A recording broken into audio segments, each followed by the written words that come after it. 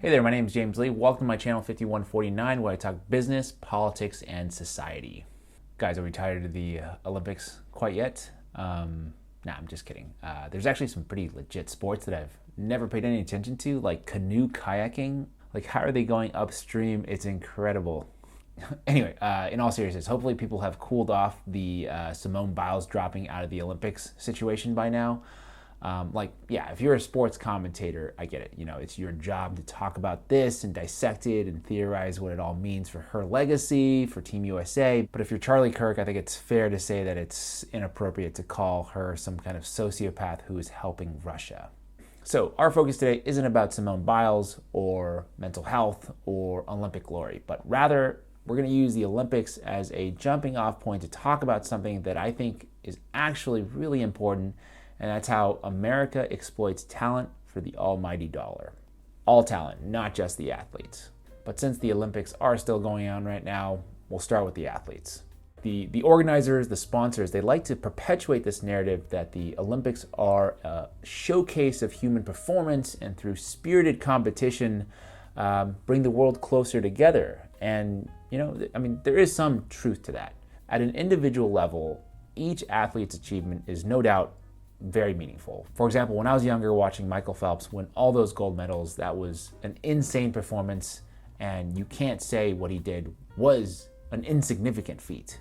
At a societal level, I don't even discount the positives that the Olympics can bring to a community. You can see it in all the heartwarming celebrations across the country, bringing people together, and even live at the event.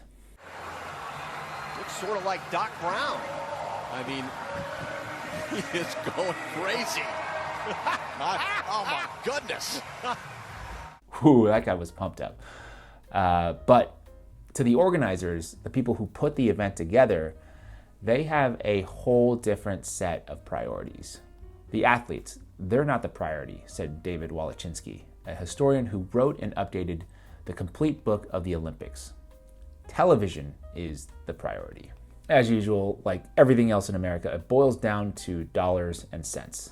NBC, the game's biggest broadcast partner, has sold $1.25 billion in advertising, and the Tokyo Olympics could quote-unquote be our most profitable Olympics in the history of the company, said Jeff Shell, the chief executive of NBC Universal. So the reason this event even exists now is not to showcase athletic talent or sportsmanship, it's to make money.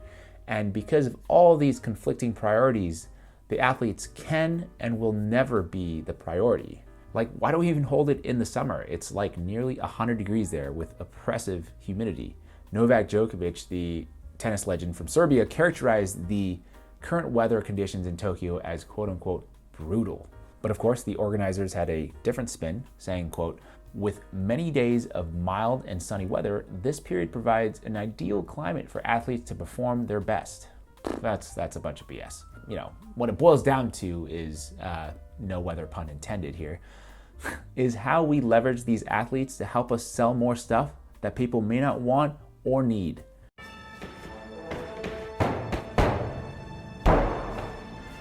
Tonight, I'll be eating cheesy cauliflower pizza with extra broccolini.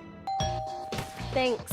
Right? Simone is great. We love her, but only if she's able to help us get more people to spend more money on our credit cards, or buy some more of our clothes, or buy more plane tickets, etc., etc.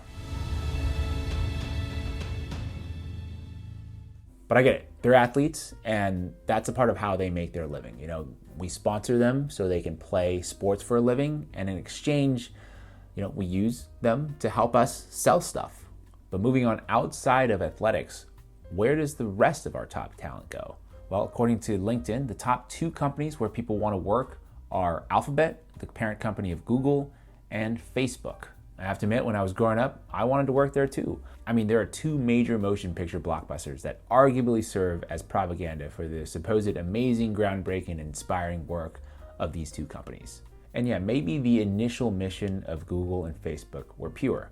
Larry Page and Sergey Brin, the founders of Google, described their mission as to, quote-unquote, organize the world's information and make it universally accessible and useful. Mark Zuckerberg said he created Facebook because he wanted to help connect people at colleges and a few schools.